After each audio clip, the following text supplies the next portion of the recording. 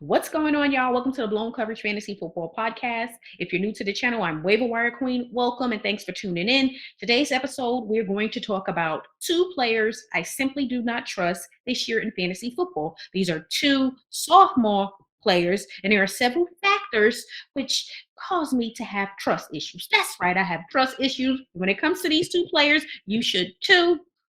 Make sure you hit the subscribe button. We have a lot of great content, which is going to help you prepare for your upcoming draft and going to prepare you for the upcoming season and throughout the season so you can stay ahead of your competition and achieve your ultimate goal to win your fantasy football league, because that is what it simply is all about. Now, let's get back to that trust issue thing we have. Yes, Michael Carter. That is right. Running back with the New York Jets. Now, Michael Carter obviously had a solid rookie season, but what did the Jets do? They surprised the hell out of all of us and they drafted Breece Hall, who is better than Michael Carter. We all know that. So, in my opinion, Michael Carter should be the number 2 back. But most people prior to the NFL draft had Michael Carter as the lead back for the New York Jets and expected him to take off in year 2.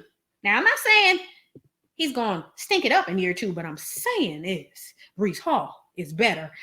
And I would rather have Breece Hall over Michael Carter. That's just what it is.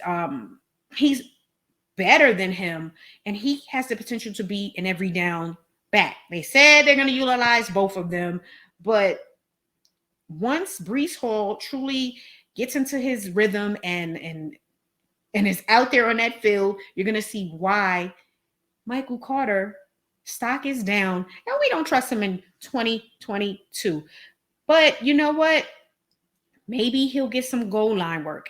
I don't know what plan they have for him. I'm not mad that they drafted Breece Hall because that obviously was the right thing to do.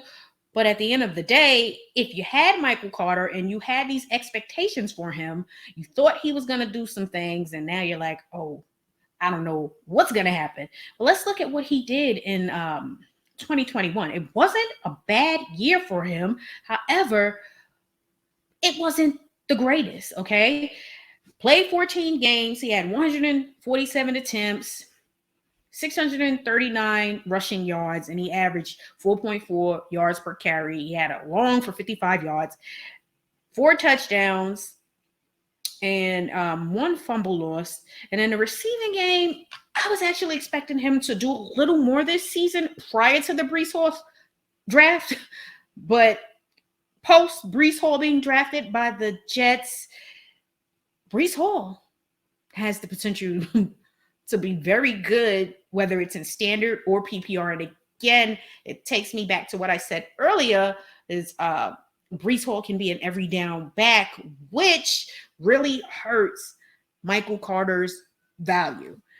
It simply does. But back to these receiving stats. 36 racks, 325 yards. That's not bad. No touchdowns. But again, I'm saying I don't trust him. I got trust issues. When it comes to Michael Carter because Breece Hall. I don't have to talk about anything else. It's all about Breece Hall. Let's talk about another sophomore who I truly love. However, I just got trust issues, and that is Devonta Smith. There are several factors why I have trust issues when it comes to Devonta Smith in year 2. Be real and be honest with yourself. You had trust issues in year 1 as a rookie, and it wasn't just because he's a rookie. There were several factors, one being the fact that he was a rookie. Okay, we're going to say that, but we're not going to use that. The fact that, Jalen Hurts, they're saying that he's been working, he's going to improve, his offense is going to be exciting this year. What I want to see is him execute by throwing the football more consistently and be more accurate and get the ball to A.J. Brown and to Devonta Smith, which obviously brings me to the most important factor. Prior to the NFL draft, the expectations for Devonta Smith from us and anyone who had him in a dynasty league or plan on drafting him, say in a redraft league, You expected him to take the next step and possibly get over 1,000 yards and be that number one option at the wide receiver position for the Eagles. However, the Eagles and the Titans was talking. They was talking behind our backs, and then at the NFL draft, they decided to make a trade. A.J. Brown is now an Eagle. I don't know about you guys, but I didn't see that one coming. I got to put my glasses on. I still ain't see it. Take them off, put them on, and guess what? I still didn't see it. I didn't see that one coming, and it shocked me. However, it was a good move for the Eagles because now they have a true number one, but it pushes Devonta Smith to be a number two. He's still talented. He's an Alabama wide receiver. You don't bet against Alabama wide receivers. If nothing else, they're going to be great route runners. He's a great route runner. He's a little on a small side. However, he's still talented.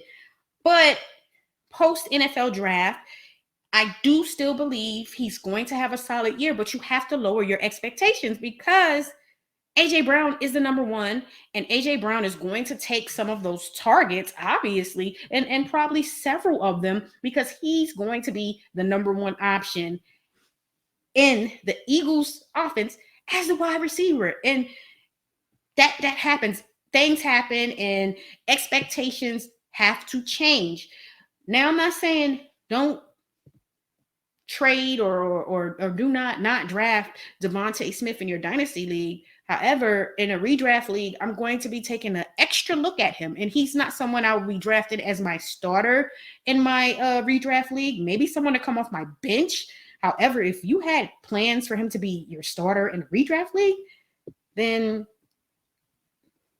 I don't know what you were planning, but if you were expecting him to take off, you got to reevaluate and lower those expectations because it's not going to happen. And then the next factor outside of A.J. Brown is Jalen Hurts.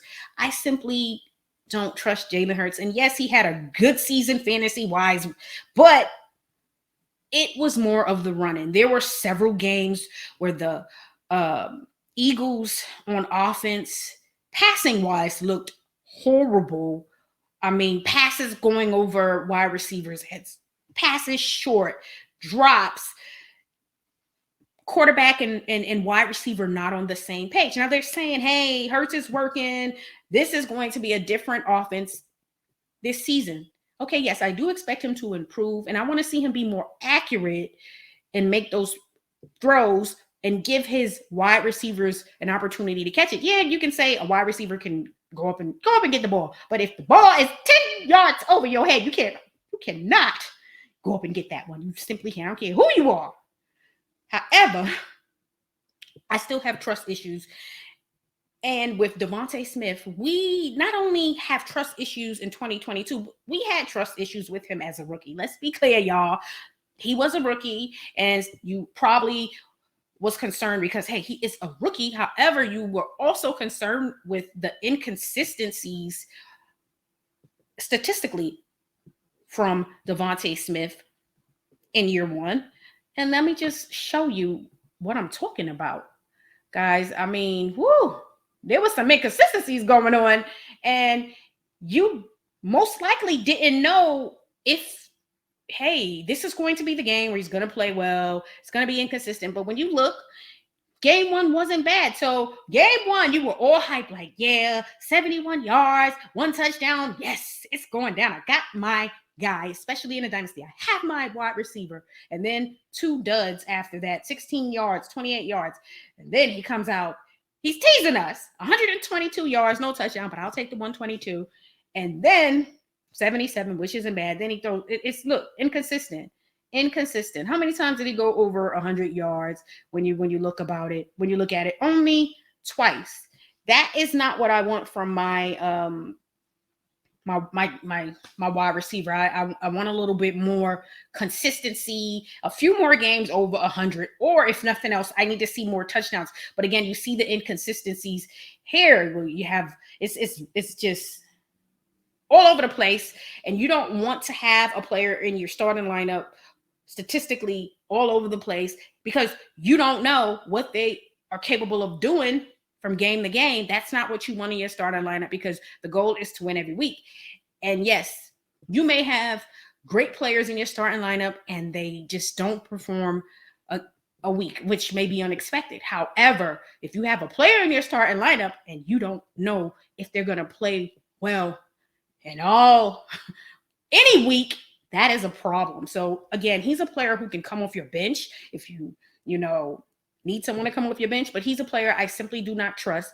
Career stats, again, only 1 year, still not bad. And that's why I was saying, expected him to take the next step and get over 1,000 yards. Look at that.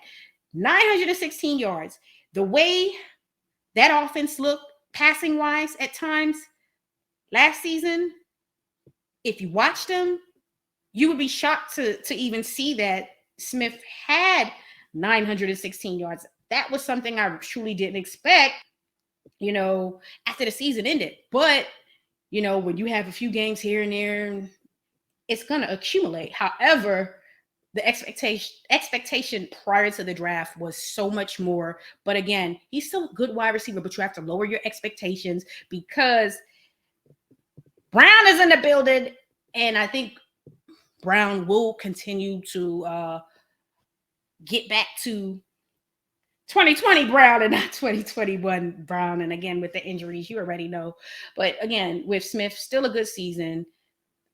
5 touchdowns and 916 yards, 64 receptions. He had 3 drops also, which that's not bad for a rookie, and considering what was going on. And he had 1 fumble loss. That's not a bad season considering all things and just how horrible they looked again. However, I had trust issues in 2021, and I'm going to still have trust issues in 2022. I'm not saying don't draft Devonta Smith, but I'm saying expectations. You have to expect something other than what you were anticipating prior to the NFL draft. Now, if I had to choose between who I would draft, Carter or Smith, who has the most upside long-term in Dynasty, it would be Devonta Smith. And it's not because, running back has a short, career. No, it's just because Smith's a better player. He's in a better situation, and he's still going to obviously start. Michael Carter, to me, is in jeopardy of not being a starter. So that's the reason why I would prefer Smith. However, I have trust issues, and I don't trust neither one of these guys. So if you are considering drafting these guys, again, lower your expectations and try to get players who you project will outperform these guys, and that will help you win your league. Make sure you hit the subscribe button. We have a lot of great content, which is going to help you prepare for your upcoming drafts and help you throughout the fantasy football season to achieve your ultimate goal to compete for a championship and win your fantasy football league. Leave some comments and let me know your thoughts on Michael Carter and Devonta Smith. Tune in next Sunday. We have an episode dropping on our favorite players in 2022 fantasy football at each position. Y'all have a great weekend. Peace.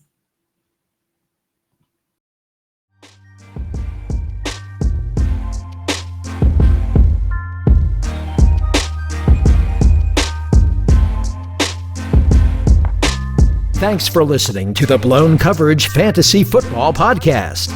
Be sure to subscribe to our YouTube channel at Blown Coverage Fantasy Football Podcast.